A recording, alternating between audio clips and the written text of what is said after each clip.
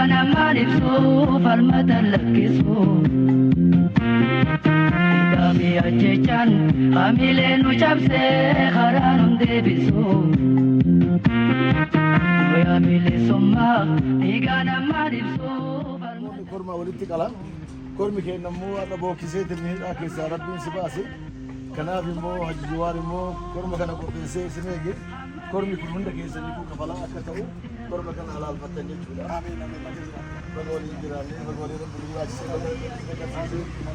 hawwiin bilisummaa abdiin bilisummaa tiriin boora bifiidha isin haa baasu akkuma keessanitti haa amiin amiin amiin.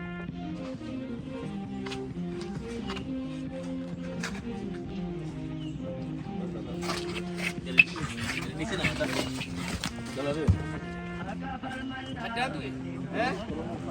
Alah kamu.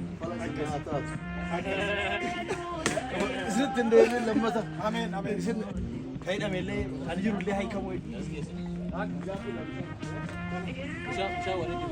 Ya Rab numasi nu wala bomsi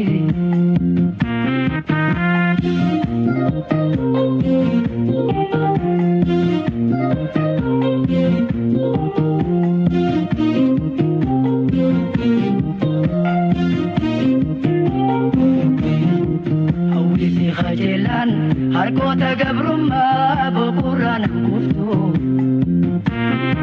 qabsaa'utti citee caphee itti baqee lubbuun to'abatu